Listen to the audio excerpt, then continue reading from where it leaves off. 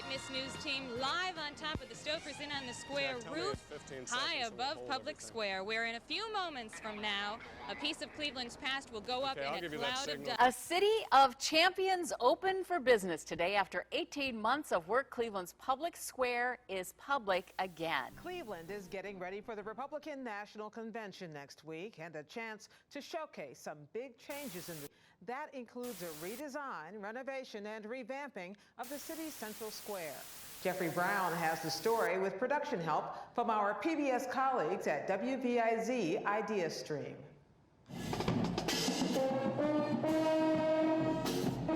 Strike up the band, turn on the fountain, and ask yourself what makes a 21st century city livable, viable, even exciting.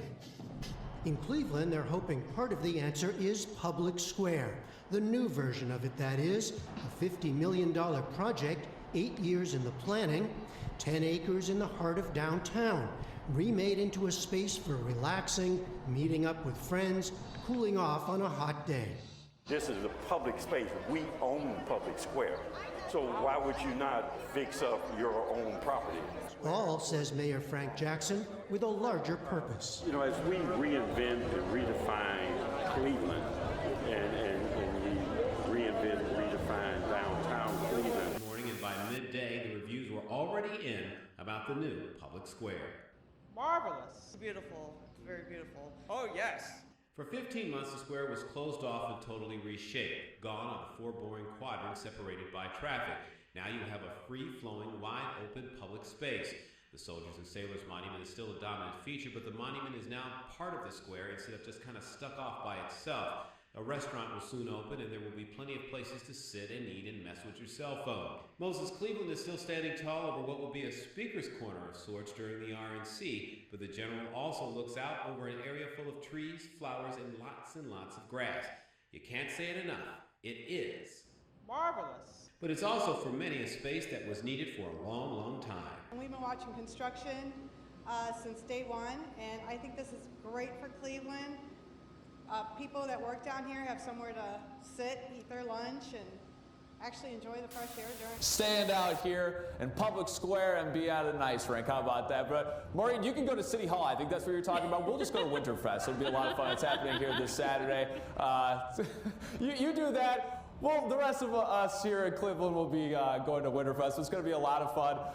It's taking place Saturday from 1:30 to 7:30 right here in Public Square, and it goes all the way down to it's actually taking place a lot throughout the rest of downtown Cleveland, but there's going to be a lot going on here. There's the Cleveland Foundation skating rink. That's where I'm at right now, where you can be able to come skate for free. That's from 9 a.m. to 10 p.m. And then at the Soldiers and Sailors Monument, you can be able to meet Santa. I know him. And then that's from noon to 5 p.m. And then some other things to be able to come check out here. The free horse-drawn carriage rides. Fellas, sounds like a great date opportunity for you. Winterfest, there's a kids village that's presented by the Cavs to be able to play some games and win some cool prizes. Then everyone wins when the food trucks are here. Now 30 years and $50 million later, it's happening again. This time, downtown's new city councilman, Kerry McCormick, says we're already seeing the positive effects. New York Life is one of the companies that moved, I think it was 350 jobs to right off the square. There's new restaurants moving in too. All that money for the trees, new pavement, grass, fountains, and underground infrastructure came from a combination of state and local tax dollars, bonds, and private donations. But at least today, the Mitchell's ice cream was free. Free is good.